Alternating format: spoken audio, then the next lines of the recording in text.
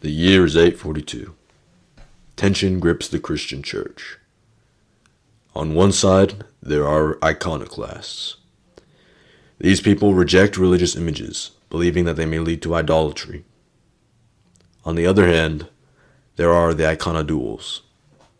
These people hold the view that these so-called religious images represent the incarnation. This is not merely some niche theological debate. It makes its way to the throne. In Constantinople, Emperor Theophilus has died after a long illness.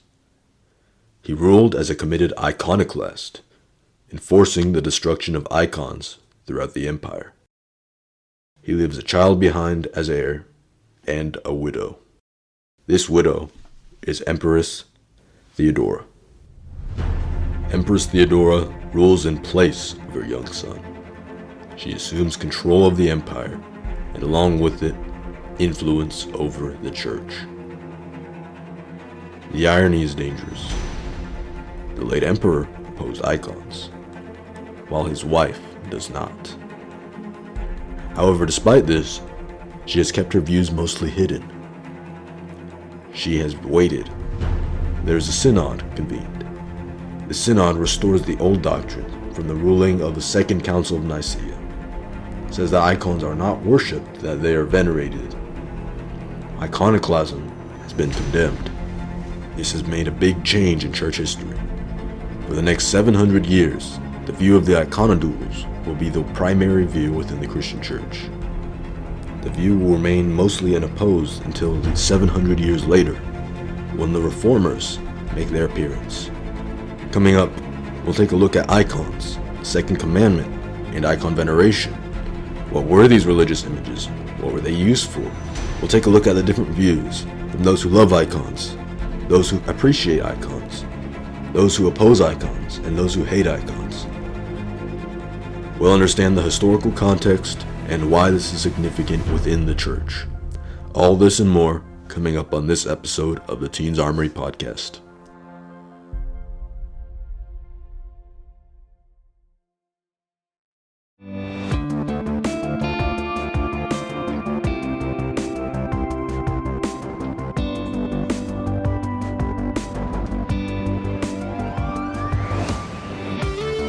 Well, here we go. Welcome to another episode of the Teens Armory podcast. Here we go. We're going to talk about icons and the Second Commandment today. Before we get into that, I got to ask the question, like always. Hayden, how's your week been? Dude, it's been a long time. A lot of stuff has happened between these last two episodes. We've kind of been we were going pretty good for those 7 episodes. We were going weekly, and then finals hit, and we got Ooh, yeah, cooked. All that's right. true. Finals came out, and I was like, I had the genius idea of doing an episode on Reformed Baptist. Note to self, that was not a genius idea. That was a yap episode, bro. It was a fun episode, good topic, but that was not something that we should have done during finals week, bro, because that totally Yeah, threw us off. So now we're back. It's a little bit of a lighter episode. This is kind of expanding on some stuff we touched on in our episode on prayer. Also like clearing up some stuff. So yeah, but the week has been great. I mean, done with semester of senior year, winter semester. One left, and then I'm gone. I'm skedaddling. I'm out of here. So yep. Then yeah, it won't that be the Teens Armory podcast. It'd be like the the adults. graduated podcast. Yeah, the graduated podcast, the adults armory, bro, for real. For Nah, sure. For real. but yeah, it's dude, it's been fun. Winter break came out. Oh my gosh, I'm making it sound like winter break is like a new update or something like that. Winter break is here, so just mainly resting and doing pretty much nothing. Until next week. Hopefully, we got some more stuff going next week. Because next week is Christmas, but we might also be doing some other stuff. So that should be really Yeah, fun. I, Yeah. looking forward to it. What about you?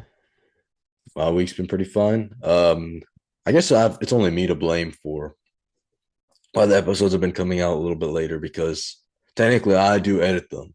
Maybe. But anyway, we should be back on schedule now. So, Yeah. speaking of getting back on schedule, let's talk about icons. Mhm. So, let's get into this by defining our terms first. What are icons? Yeah. Well, I'll go ahead and give a little Oxford Dictionary definition for us here. Uh, Icons are a painting of Jesus Christ or another holy figure, typically in a traditional style on wood, venerated and used as an aid to devotion in the Byzantine and other Eastern churches. That is the Oxford Dictionary definition, Chris. You have a simplified definition for us? Yeah, I mean, you think of religious images, so you think of Hmm. saints and Christians. A lot of the times, Jesus in Catholicism, you see a lot of Mary. So it's usually a painting depicting one of them, a religious figure, and they're pretty much always dead, a dead religious figure Hmm. who lived some time in the past, and they typically have this more traditional art style too. Yeah. I mean, you already mentioned that, but you won't really see a cartoony picture of Jesus, and then people will refer to that as an icon. You Yeah. typically see it as there's this there's those images out there of trying to depict Jesus, and you have the old art style with the halo around the Yeah. saints. So that's kind of what separates icons from other religious images is how they're used. And when it comes down to how they're used, that's what we'll get to in a little bit, talking about how they have use for religious worship and they have veneration involved in them, which means that there's sort of paying respect to the icon or to Hmm. using the icon as a way to pay respect to the saint. And we'll talk a little bit about that more in detail. And that's Yeah. just trying to be as unbiased as possible talking about icons because Hmm. we do have more coming up about what our thoughts are on this. Yeah. Yeah, exactly. You mentioned icon veneration. I think we go ahead and park the bus here a little quick and explain it. It's really hard to find. There's actually not an Oxford Dictionary definition for this, so I had to kind of like make my own using a bunch of other definitions and stuff from catechisms and stuff like that. So here's kind of what I Frankenstein together. It's showing a deep respect for an image as a window to heaven, with the icon as a sacred portal connecting the faithful to the portrayed. Gestures such as bowing and kissing are used to portray love to the saint through the image. So that's kind of like what icon veneration is, from what I got. You have anything to add, Chris? Yeah, it's exactly that, just showing respect of the sacred images. And you find it particularly in Orthodox and Catholic churches. Hmm. Interestingly enough, there are Protestants who use icons, but not in the same way that the Eastern and the Catholics do. Yeah. Whereas veneration is more particular to the Catholic and or Eastern denominations. Hmm. And these icons are seen as windows into the divine, and they assist in prayer and worship. And even though they assist in worship, the argument and the statement is that these are not beings of objects of worship Hmm. themselves. They are merely used as a form of worship to God. At least that's Hmm. the idea. Yeah. Yeah. It's very interesting how veneration is pretty much solely for the non-Protestants, right? But icons are still used in some higher church Protestant denominations. So they're really just mainly just used as religious images, right? They're just kind of just images to have.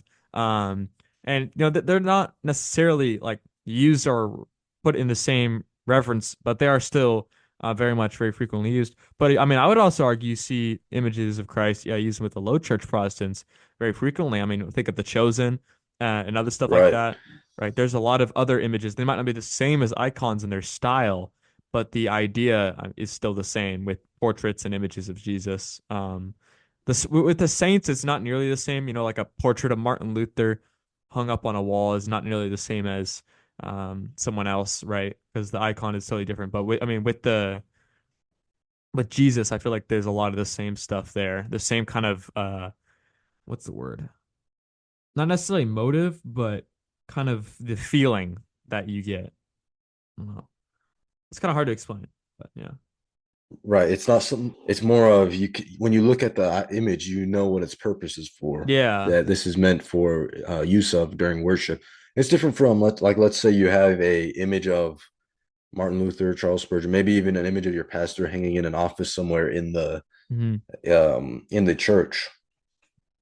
The difference being that the icon would be used more openly, and it would have more attention during the worship service Yeah. in the assumption that it's assisting the worship. Hmm. I think that brings us to the next question of who uses icons and how do they use them? I mean, we kind of already started on this. We Yeah. talked about how Protestants are different, but I mean, I wanna add a little something here. Interestingly enough, when it comes down to Catholicism, for example, they have a distinction of dulia, proskinesis, hyperdulia, and latria. I don't know, proskinesis, it sounds like some sort of Sounds like psychiatric, like yeah. medical procedure. I don't know about proskinesis, but these are terms used to what's it called, separate veneration. So if you have an image of, let's say, Mary, that would qualify under the banner of hyperdulia. And so these are different degrees of what's it called, paying respect in a way.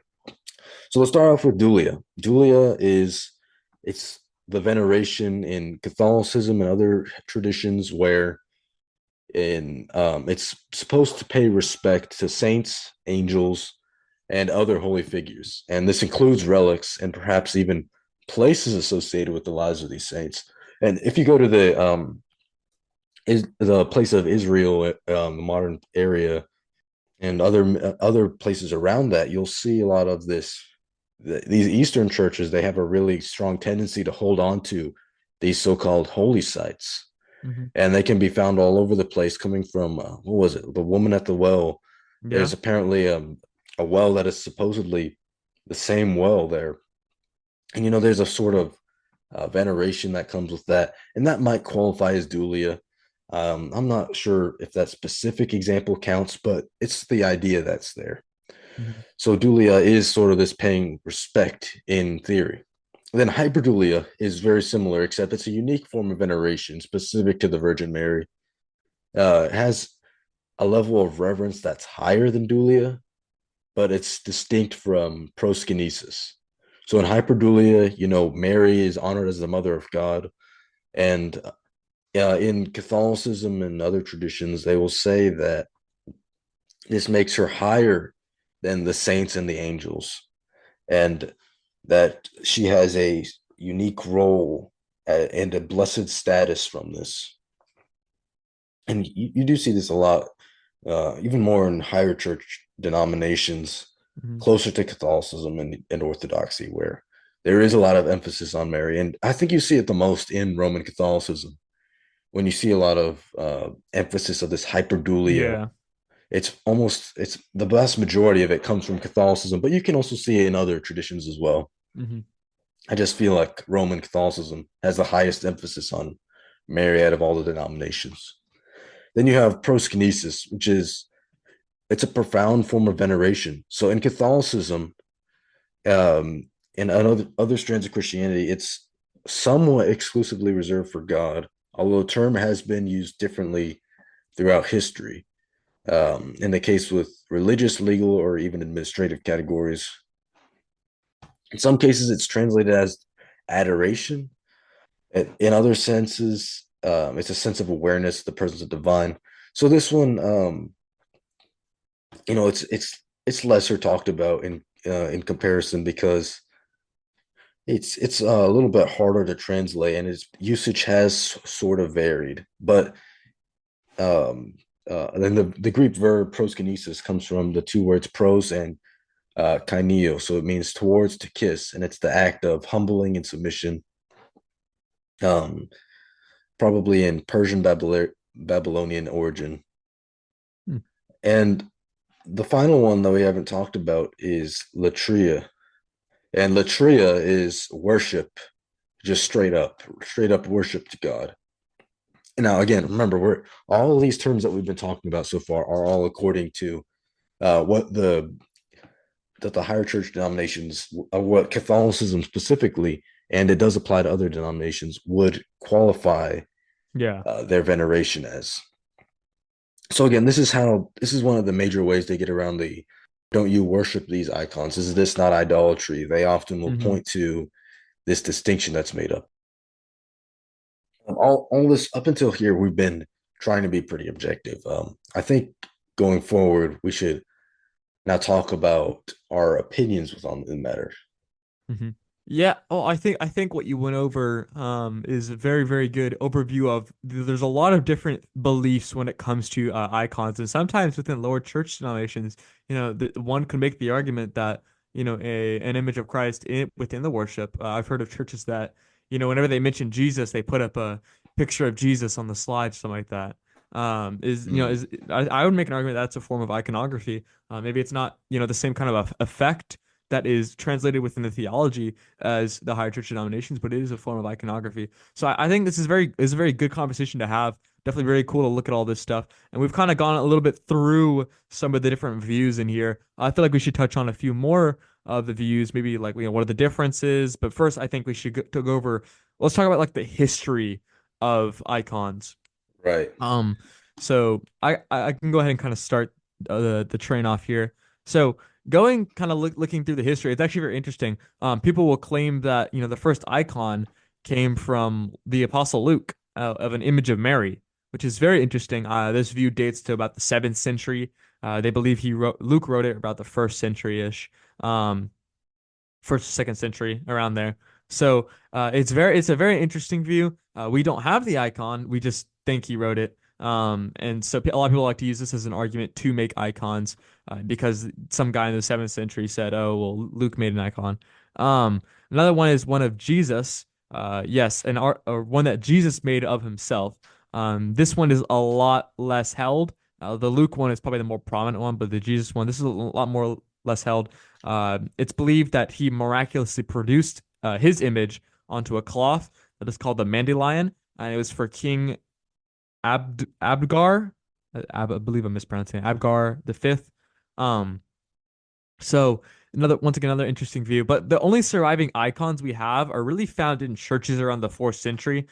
These churches, the icons you find are mainly just elaborate icons using the imagery of the church. Like so, imagine a church where the ceilings are saints, and you also have little icons on the side. And this was mainly made possible by Constantine and him giving leverage to building these churches and allowing for this art. Um, and these icons that are here are actually a lot different than the Byzantine icons, which is one of the more icons that we have today, which took more center stage and had a bigger theological impact. Than these ones were mainly just usage of art. But not all the churches at the time adapted this. The iconoclast and iconophile, which we'll get talk about later, debates, they continued throughout these times. And even then, I mean, the images there did not have the same reverence or the same effect theologically until much later on. So the early church, one main argument for the early church being opposed to icons is because it was a pagan practice to use pictures of their deity in their rituals. And you can actually see this as a valid claim throughout history that a lot of the churches, and the main reason why they weren't using icons, or the iconoclasts weren't using icons, is because of the pagan ties with icons. There's actually a very good, interesting study on this. I remember Dr. Gavin Ortland has in his book, What It Means to Be Protestant, he has a whole section on the pagan origins of icons and the use of worship.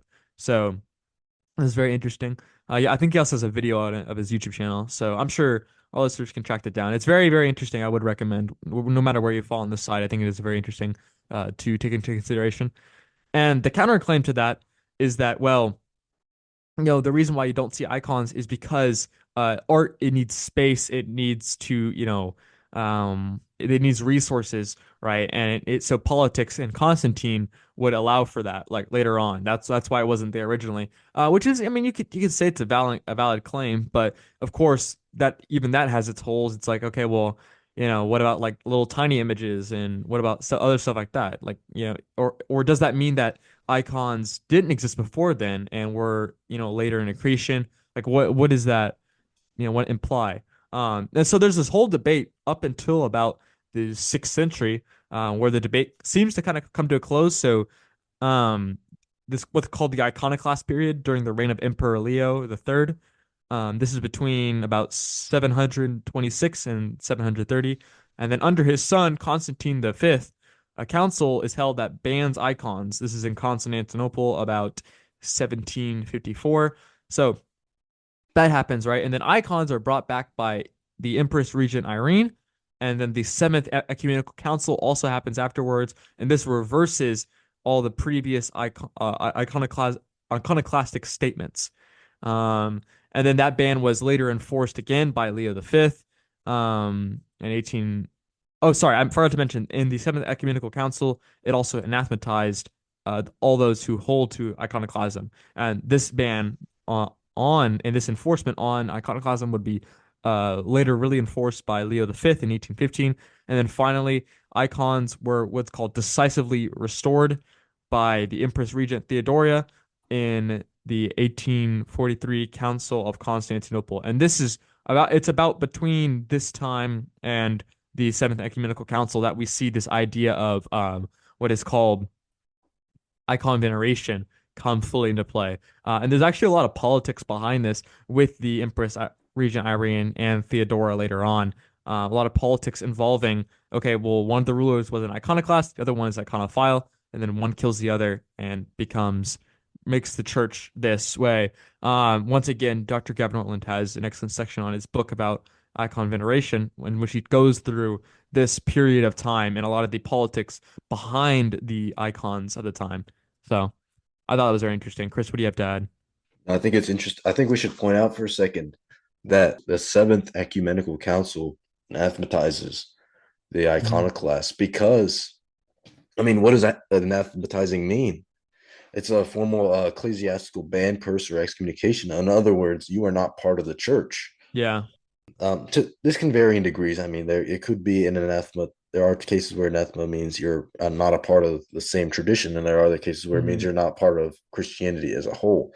It just goes to show for something that, if icons didn't exist for quite some time, and you see them arriving around the year 330 AD, around that time period, and they weren't even used the same way for a while, makes you wonder. I mean, yeah, maybe this is more politically motivated than a lot of the Catholics and other Eastern traditions would like to think. I Hmm. mean, would like to even admit. Yeah. And again, this does tie into the church's role in the state. What happens when you mix the two too much? Does that Hmm. lead to corruption? Does that um, does that cause error within the church? And I would argue, yes, it does. Hmm. I mean, and again, it's just another case of that. Whereas otherwise, icons are otherwise portrayed as this connection to the past. And I think that's quite ironic. I think it's very ironic to see the icons as being such a connection to these past saints when Hmm. in reality doesn't date back to the apostles, and at least not verifiably back to the apostles, Yeah. and it for sure wasn't used the same way up until around the Seventh Ecumenical Council. Just very interesting notes to add on to that. Yep. All right. We kind of threw around some words of iconoclast, iconophile. I think we should go ahead and kind of define those views, Chris. What is an iconoclast and what is an iconophile? Right. So the term iconoclast, the term can literally mean image breaking. Hmm. And that's it's sort of different from the Protestant perspective of iconoclast, which means rather to abstain from images or from the Yeah. using of the religious images in the same way. And then an iconophile, actually the term more often used is iconodual. Hmm. Iconophile could mean someone who just likes icons. Like this could refer to somebody who has a collection of icons for I don't know what reason, but that would apply to that. And iconodual is the term I meant to say. Hmm. The term iconodual, on the other hand, means that it's the using of the religious images.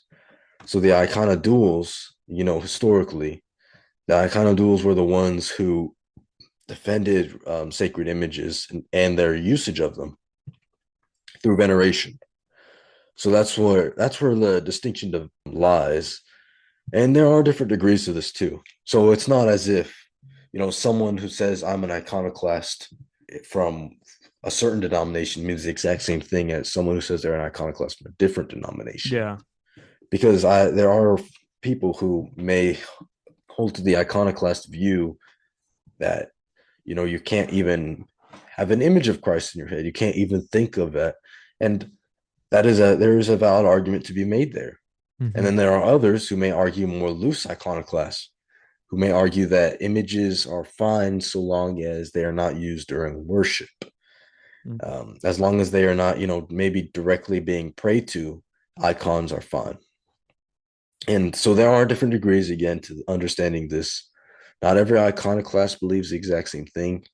And I wouldn't even say every iconodual believes the exact same thing. The Yeah. Catholic and Orthodox distinction. The two there, there's the Catholic and the Eastern Orthodox who the Orthodox may venerate slightly differently. Hmm. So those are the separations between the common views that you'll see. Yeah. I guess to kind of like put it down, you have an iconoclast is sort of against icons, and an iconodual slash, I guess, iconophile in a way. Iconophile, I mean, maybe that term more falls in the middle, um, of kind of like a yeah, I like him, right? Where iconodual is more of usage in worship. So, but Right. iconodual could be more, for icons, and iconoclast could be more against icons. This is within the worship space. Yeah. Yeah, yeah. Like you can imagine an iconoclast might be a strict reformed confessional. Maybe you got a Presbyterian who doesn't want any icons at all. Iconophile might be you maybe have that Anglican guy who likes Catholics a lot and he has an icon collection, but he doesn't actually pray to them in the same way. And then you Yeah. might see Icona Dual as, just a traditional Catholic or Orthodox. Yeah. Exactly. So here's where we've kind of discussed the history. We've kind of discussed we defined a lot of our terms. Let's go ahead and get into the fun part of the episode, aka our opinion. um, but yes, guys, don't skip away just because it's our opinion. This will be a good way to learn the more reformed perspective of this. So will be educational for y'all, and also will be personally good for us because we get to talk through this stuff and work through it in our mind. So. Chris, Right. is this a second commandment violation? A lot of times when it shows an image of Christ, maybe they have that shield in front of it that says 2CV, stands for second commandment violation. Is this a second commandment violation? Man, I'm just thinking of the SpongeBob GIF, my eyes. Oh yeah.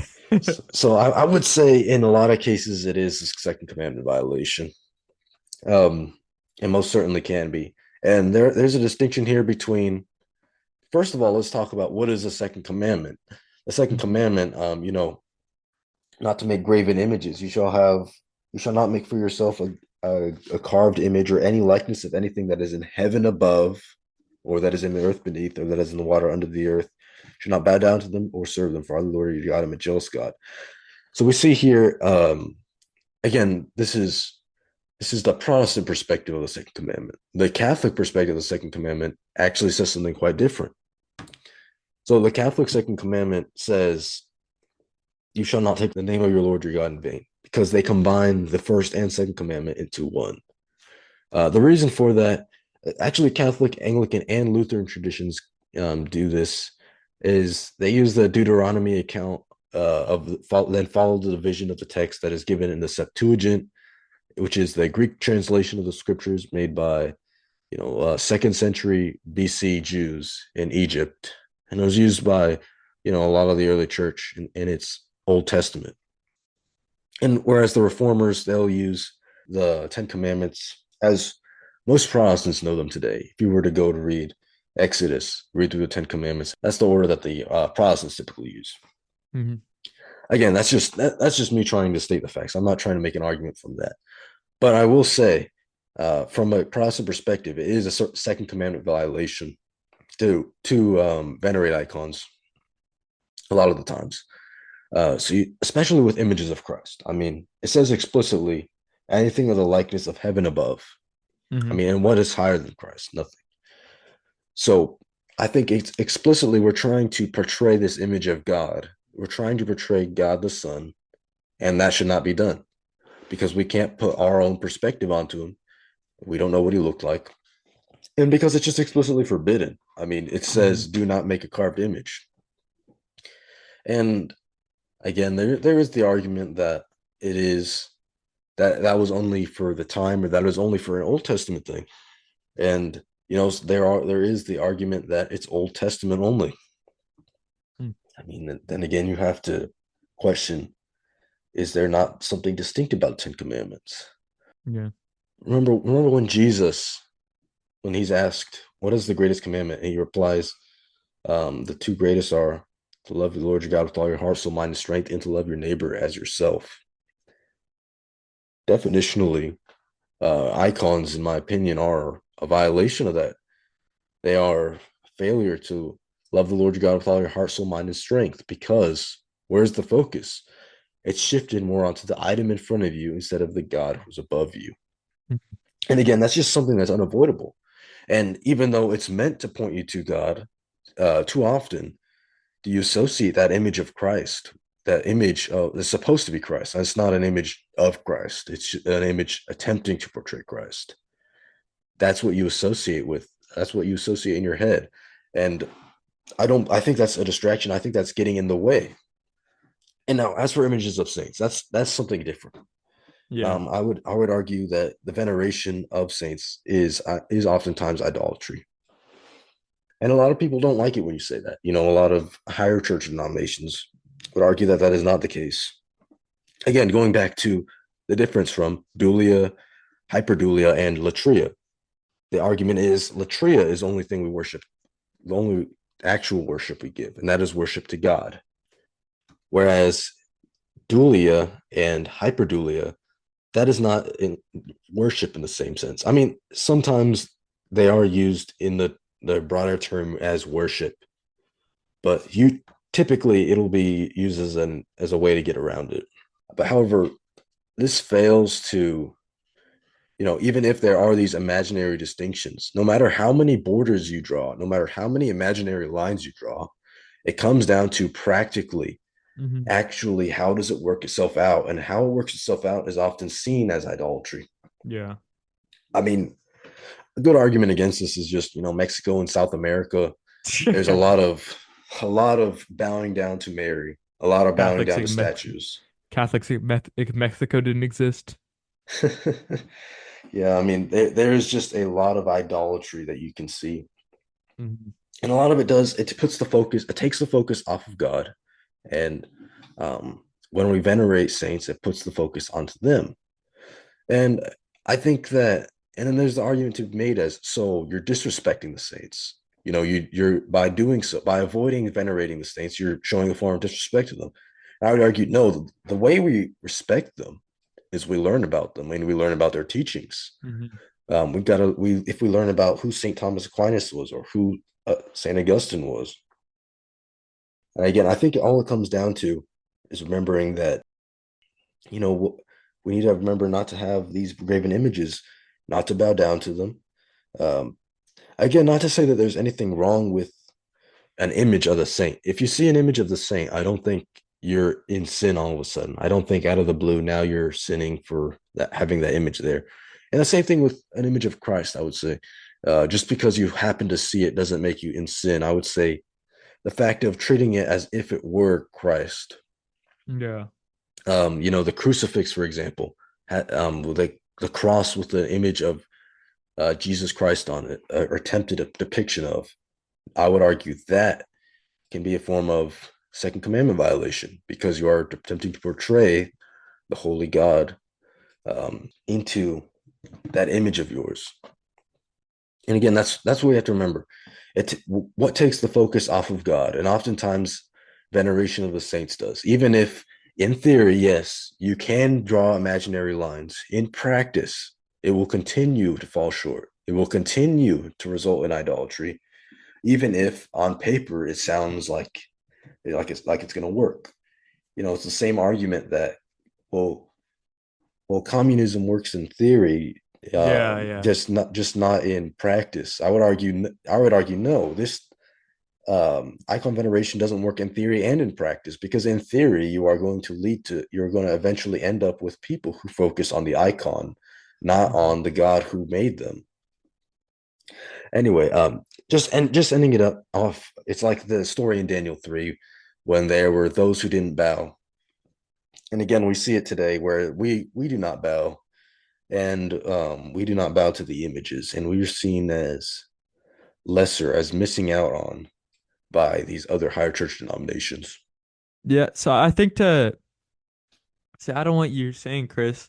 I mean, it does seem like there is this sort of negative attitude that comes towards people who are iconoclasts or in the iconoclast clan. I think I remember that's why we kind of did this episode in the first place is to argue, no, I mean, there shouldn't really be this negative connotation. We are following our conscience as it bears witness to us as we go through the Word of God and through history. This is not, us just being lesser Christians in a way. I mean, whenever we talk about, high church, low church, it seems like, oh, you don't do such and such high church traditions, or you aren't such and such tradition. You must be like, they don't say all right, but they treat you like you're a lesser Christian or you're stupid, right? Right. This kind of like, oh, how, you obviously don't know about this, which is just all pride and is not how we should treat this whole conversation. And if you weren't learn one thing from this episode, it's that we should be treating this whole debate with grace, and not be thinking of people who are insert position as lesser than us because they're not. Everyone comes to a conclusion based off of their personal experience and their conscience and all that. No one just blindly wakes up and go, I'm going to be this today.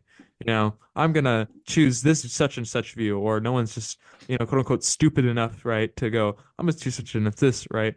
Um, Everyone comes to their position, and we have to talk to them as people who come to said positions, and we are to see how they come to their position. Of course, I'm not saying we can't disagree, but I'm saying the best way to disagree is to understand the person, not view them as lesser than you, in any way.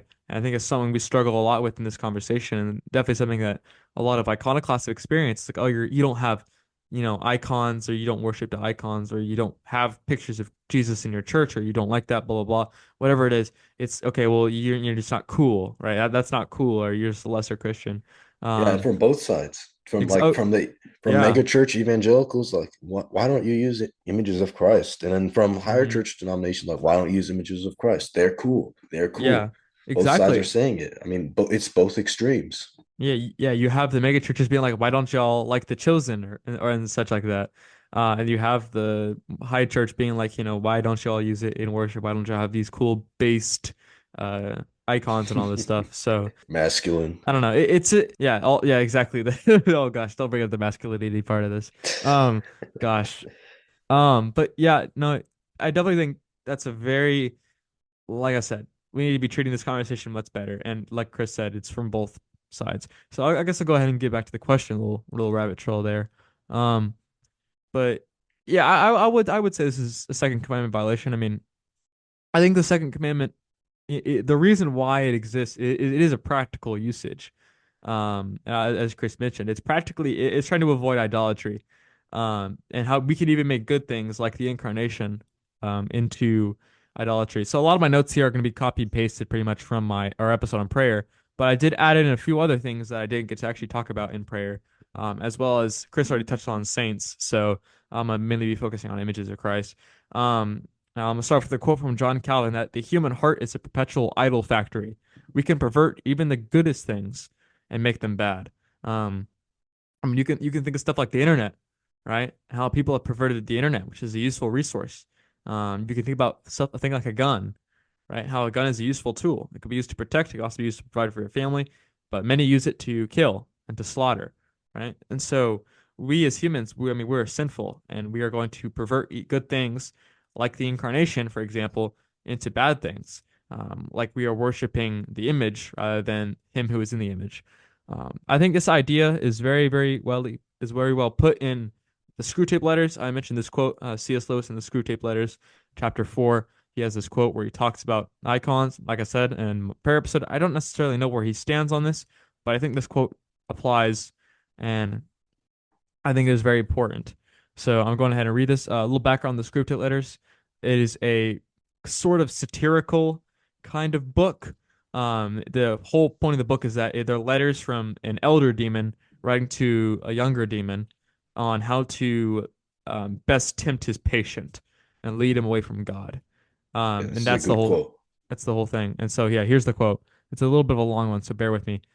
If you look into your patient's mind when he is praying, you will not find that. If you examine the object to which he is attending, you will find that it is a composite object containing many ridiculous ingredients. There will be images derived from pictures of the enemy, referring to God, as he appeared during the discreditable episode known as the Incarnation. There will be vaguer, perhaps quite savage and puerile images associated with the other two persons. There will even be some of his own reverence and bodily sensations accompanying it, objectified and attributed to the object revered. Oh my gosh. I have known cases where the patient called his God what is actually located up and to the left at the corner of his bedroom ceiling or inside his own head or in the crucifix on the wall. But whatever the nature of the composite object, you must keep him praying to it, to the thing he has made, not to the person who has made him. And I think practically this is um the reason why a lot of the reform people are very against images of Christ is that one part where he talks about how the object of worship is really up and to the right, oh sorry, up into the left corner, or on the crucifix on the wall, and then he talks about how it's to the praying to the thing that he has made, right, not the person who has made him. Right. Um, and that's the really important part. I remember that in Knowing God, J.I. Packer has a whole section on icons and images of Christ, and this is one of the main things he argues for. Um, argues against icons, that is, and images of Christ, is that it is this practical sense of, hey, we're going to pervert that, and what we're going to end up praying to, even though we think it's good, right? It can easily be twisted into praying to the thing that we've made. Next, I'm going to quote from the Westminster Larger Catechism when it comes to the Second Commandment. It says, "The sins forbidden in the Second Commandment are all devising, counseling, commanding, using, and otherwise approving any religious worship not instated by God Himself." So, regular principle type stuff. Tolerated, tolerating a false religion, the making any representation of God of any of the three persons, sorry, of all or any of the three persons, either inwardly in our mind or outwardly in any kind of image or likeness or of any creature whatsoever, all worshipping of it, or God in it, or by it. The making of any representation of feigned design, deities, and all worship to them or service belonging to them, all superstitious devices, corrupting the worship of God, adding to it or taking from it, whether invented or taken up of ourselves, or received by tradition from others, though under any title of antiquity, custom, devotion, good intent, of any pretense whatsoever, simony, sacrilege, all neglect, contempting, hindering, and opposing the worship and ordinances which God hath appointed. Basically, a bunch of big words to say, don't do it unless God told you. Don't do worship that God didn't tell you to do. A bunch of big words pretty much telling you that. That's a very important thing. I mean, that's pretty much the regular principle that we only worship in the ways that God has told us, revealed through His Scripture. Um, so, yeah, I mean, to kind of summarize my main points here, it's that images of Christ can be quickly perverted. Thinking of an image of Christ is not Christ, right? When we think of an image of Christ, right, we got to remember that we are praying to that image and not to Christ when we do that, right? We're thinking of an image of Christ and praying to that rather than praying to Christ. This is just a practical guardrail. We are to worship in the way which God has prescribed. And like I said earlier, I think it's a big point that icons are just the same as images. All right, they have different theological significances, but the chosen is the same as an icon, pretty much. The depiction of Christ in the chosen is the same as an icon. If anything, I mean, it might even be worse just because it's the portrayal of God by a man who doesn't even believe in Jesus. So there's also that. Mm. Um, but there's other stuff like, oh, it's just Jesus. It's a good thing. If anything, we should be portraying this. But we're forgetting earlier statements. Like I talked about perversion. We can pervert good things. Um, and so I think another thing too is that most of our images are inaccurate. I mean, we don't have 100% certainty to what Jesus looked like. You look at the average Jewish man at the time, and it looks nothing like the depictions of Jesus we have today. Now it still could be close, True. sure. I mean, like there is high, what's it called?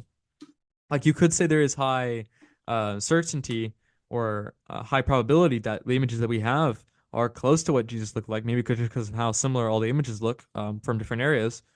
But Jesus definitely didn't have, perfect hair or perfect teeth or perfect skin, stuff like that, right? He was a rather rugged and ragged man.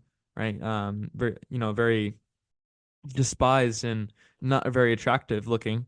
You can read that even within the scriptures.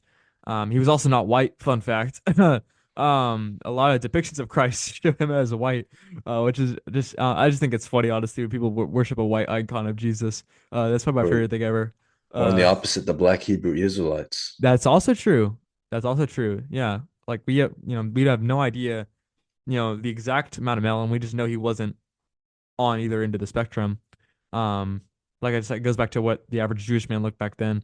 Um, and so this can all really, point back to what we're thinking about in our prayer. Now, one can argue it's the idea that counts. And sure, I mean, you can try to make that argument, but at the same time, you have to realize that you're not praying to Jesus. You're praying to what you think he looks like or what you think Jesus is. And if we start praying to what we think Jesus is, then we start making our own God. And that's something we need to avoid, even if it's That is just an image of idolatry. him. Yep, that's idolatry. So, like I said, this is all personal guardrail. Now, I'm not nearly as serious as this on the Reformed. I think the incarnation is proof that we can see Jesus, but I think that making an image is too far. Um, Now, I think that what's it called, like glancing at an image is fine. Like if I walk into a Catholic church and there's a giant image of Jesus and I happen to see it for a split second, I don't think I'm in like mortal sin in that moment and I'm just like cooked and damned to hell. Your Um, eyes start burning. Exactly. But I'm not gonna like, gaze at it with wow, praying to it or thinking about it in my prayers. I can admire it. I'm like, oh, that's cool. I mean, they made that. I mean, impressive. The paint is cool and all that. But I would say, first of all, I wouldn't say it's an accurate depiction. Second of all, I would say, I don't agree with that at all. But I also wouldn't, burn down the whole church to destroy that image. But it doesn't mean I wouldn't, be for the image. That just means I'm not gonna go commit arson to destroy this image. Even though, you see some of the iconoclasts taking very serious precautions against it, mainly because of the pagan origins for the time. I wouldn't say that they necessarily were wrong for that. I would just say that maybe that was a bit too extreme rather than, discussing through discourse. But that's just what I think about this. Chris, do you have anything to add before we kind of talk about the last question? One last thing before we leave the topic of Second Commandment violations. There is the question of somewhat related of Mariology and the study Hmm. of Mary. I mean, what was it? It's like the idea is, Jesus says to his mother, how much he loves his mother. Then Orthodox and Catholics will say, "I love you too, Mary." Hmm. Again, that's somehow masculine. And then somehow the Protestants are these outliers who hate Mary and they just really don't like Yeah. Mary at all. I think there's some straw man in there, and there's also some misconception too. Hmm. The straw man is first of all arguing that Protestants hate Mary. I don't know. There Hmm. might be a few rare examples of Yeah. particular Protestant like people who have a hatred towards images of Mary, an extreme hatred towards it. Hmm. However, from a more practical perspective, we got to understand that. I mean, whenever you put that much focus onto Mary, that is time spent saying things such as, Mary save us, Mary the co-redeemer, even though the Vatican did say that Yeah. Mary is not the co-redeemer. They did say that, huh? Even though, despite all that, there is still a ton of emphasis on Mary, and the question is here: is that idolatry to put that much emphasis from Christianity onto Mary? After all, you have the distinctions. There's latria, which is the worship to God, and then you have dulia and hyperdulia. Hyperdulia is just what it is. That's all it is. It's just hyperdulia. It's not worship. Hmm. I would disagree. I would say when you put Mary on a pedestal, I mean, again, there is a respect to be had when we talk about Mary. That is the Hmm. time to, acknowledge that she is the mother of God. She is the mother of Jesus Christ, who is fully God, totally human. And that is she's very blessed for that. But then again, I mean, no, there is none greater born among women than John the Baptist. I find that Yeah. very hard to reconcile with. There is none greater than Mary, which is what oftentimes you see within Catholics. It's just this Hmm. hyper for someone who Jesus never calls the greatest born among women. I Hmm. mean, you never see that much emphasis put on John the Baptist. True. And again, of course, she is the mother of Jesus Christ, so there is a great There's a great respect for that. But that doesn't mean we should focus on, like, praying to Mary, for example. It's the question is Mary omnipotent then? Is she able to answer to a million prayers at once? Is she even able to hear the prayers? Mm, That's just tradition that's at that point. yeah.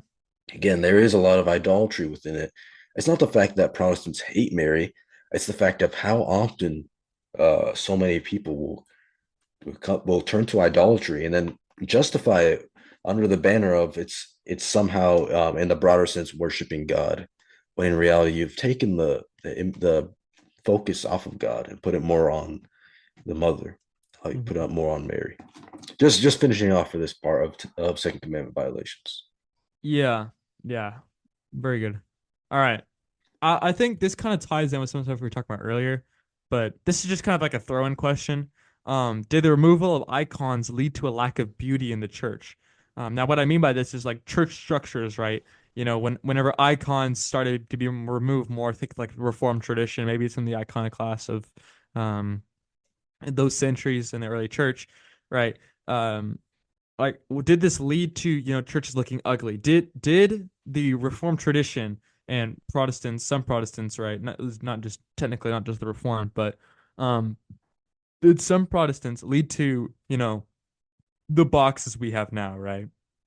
And did that idea lead to the mega churches and all that? That's kind of the argument I've heard, is that, well, the removal of icons actually led to all this nasty stuff, because icons are these beautiful things and they represent reverence, and when we lose this kind of reverence, we lose other stuff. So I want to hear your thoughts on this, Chris. What are your thoughts?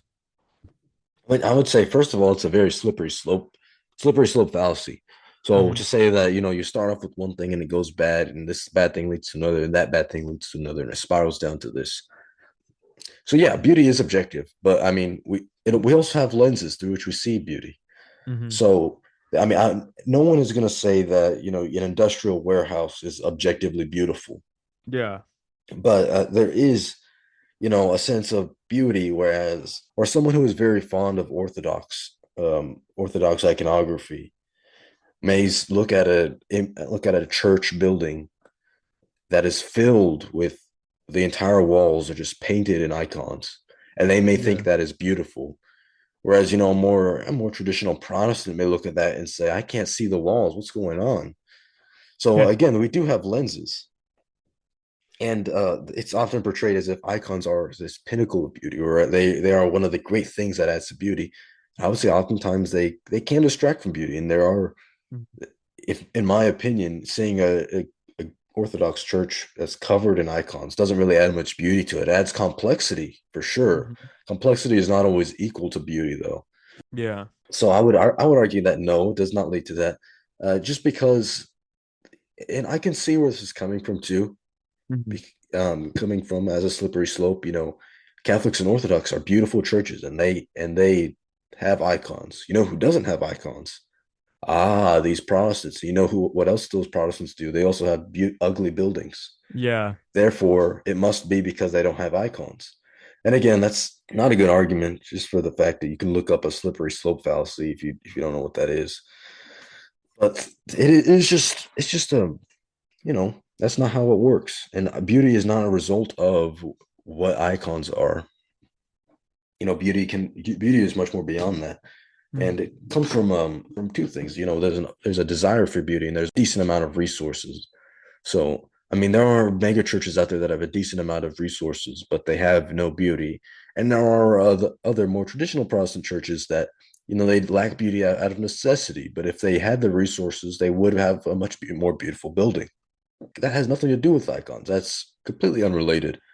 And I see it more as coming from this appeal to icons as this great aesthetic. So they are aesthetically pleasing within this more higher church view. So in higher church traditions, it may seem more appealing to have icons. Whereas from a more Protestant perspective, if I see icons, I don't see them as necessarily beautiful. I can acknowledge that somebody probably worked hard for that, but I don't have the same, wow, that's an amazing piece of art that someone else would. It's in the same way that someone who does modern art may appreciate modern art, but Someone else may be able to say, I can understand someone worked hard on that, but I don't see it. I Hmm. don't get the same feeling that maybe a modern artist would from writing that. Yeah. I think you bring up a lot of really good points here. I mean, when it comes for me, like I said, it's very subjective. It's subjective and it's a slippery slope. But I would also like to add, because you've already kind of touched on that, that a lot of churches do still, I mean, still are pretty beautiful without images. I mean, I've been to a lot of Roman Catholic, as well as high church Protestant churches, and also some low church Protestant churches. I've been to some very beautiful Baptist churches, in my lifetime, as well as more, Presbyterian Reformed. Um, Even though they probably wouldn't like me calling them high church. I'll call them mid church. But you know, the architecture. I mean, it's very beautiful. I'm in a lot of the Catholic churches I've been in, such as I've been in Notre Dame, for example. Or is it not? Sorry, it's Notre Dame. Notre Dame's the college. Notre Dame is the church. I always have to remember that. I always have to remember Mm. that. But I've been in Notre Dame in Paris. It's a very very beautiful church. I mean, gorgeous. The architecture is amazing and all that. And there's icons, but they're not like huge icons. I was in another church in Paris, and like there's just a giant Jesus like on the dome of the church. It was just it was crazy. It was a lot of paint. I mean, a lot of stuff that went into that for sure. I mean, the arch I don't know how they do some of that stuff. This is what I get for not being into architecture. But I mean, I was in Notre Dame, and it's just beautiful. I mean, the arches and the stone and the the glass and all that is amazing. When you walk into that church, you know you're in the place of God. And it's great. And there were no icons on the walls. Or by that I mean not like painted in. They were little, picture frames with Jesus and Mary at the start of our tour. But that was pretty much it. And so even without icons, it's not like they add necessarily something to it. Like I said, they add complexity. And maybe sure, sometimes complexity is art or whatever. I just don't really see that. And I've also been in like I said, some very beautiful Reformed churches as well as beautiful Protestant churches. I've been in Westminster. It's an Anglican church. Sadly, it's fallen from its grace since then, but it's still a very beautiful church, and there was no icons in it. So I think this just falls flat when you look at it practically. And I feel like it's a slippery slope because it's that the idea like you said of, oh, no one has icons, and look who doesn't have icons, the Protestants, and the Protestants have the boxes with no none of that. Like that's not even true. First of all, if you're gonna say, oh, they're look at the Protestants, they have the boxes, you forget about the boxes that are Catholic churches. I mean, Mexico, And and other and there's places. even some here in America too. There's That's some true. American, like I've driven past multiple just Hmm. box-like buildings that are Catholic churches. Yeah. I mean, Yeah. they're guilty of it too. Exactly. And so it's hard to say, oh, look who has the box like churches, making fun of the church architecture because sometimes, you can't even afford a church. And then there's some circumstances where it's like the mega church has the resources, but they want to build it in a different way. But you also have that with the same thing with Catholicism. So, it falls on both sides of the horse, right? With this whole argument. I just think it's not really a particularly strong argument. Yeah. That's just about all I have to say about all this. I mean, turn this into a pretty long episode, Chris, huh? Yeah, we're supposed to be pretty light. I know this is supposed to be like a 20-minute, we're back, here's some thoughts on something kind of episode, but I guess not. So, All all right. right. Really quickly. What about Mhm. symbols? What do you mean by symbols? Like the Ishtish and all that? That's Yeah, like symbolism, like the cross and all that? yeah, cross the lamb. How is that not guilty of idolatry if icons True. are? Because what the symbol does is it points towards the thing. It doesn't try to be the thing, right? That's true. This That's the true. the symbol points to the thing signified, but it's not the thing signified. Whereas the icon says, "Hey, I'm the thing signified," kind of thing, right? Or I'm trying to make you connect with the thing signified, rather than the lamb represents the thing signified is not the thing signified. Same thing with the dove and peace and the cross representing atonement. The cross is just being the universal Christian symbol. The ishtis, right? The fish, all that stuff representing Christ. So I think Right. there's a distinction between that and icons to where it's pointing you towards something. It's not saying, whoa, whoa, whoa, don't look at me. Look what I'm pointing to. Right? I'm not. Hold up. I'm not the thing. I'm not trying to be a thing, but that's the thing over there. It's redirecting, and I think it's a healthy redirection. Yeah, I completely agree. I mean, like, the the fish and the loaves, they're not trying to be the literal fish and the loaves, or the lamb is not specifically trying to be Christ. It's Mm, trying to point to it. In the same way that you see an American flag, the flag is not trying to be America. The flag is representing exactly. America, and it's different in how it works, and that's the distinction there from icons and symbolism. And we do see symbolism a lot more often within the early church. Mm-hmm. Yeah. Rounding it all out, icons bad, boo. I'm joking.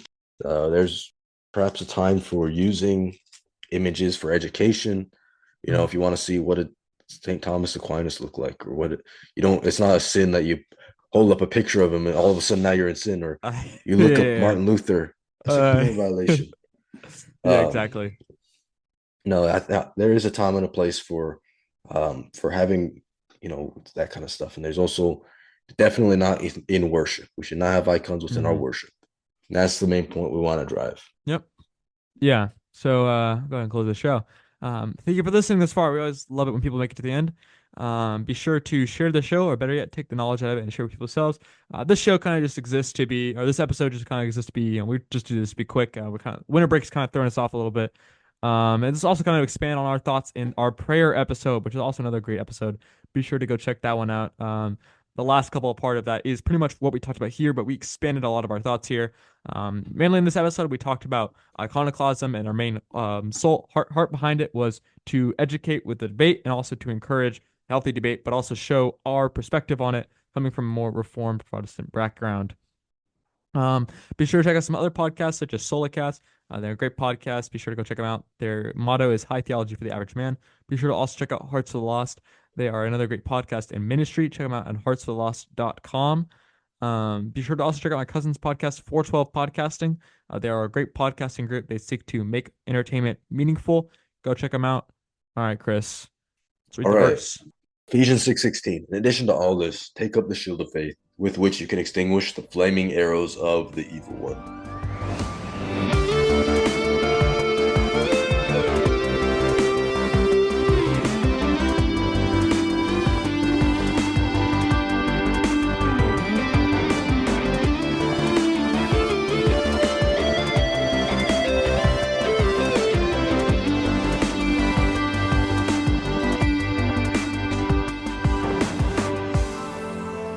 All right, you know what episode we have to do next?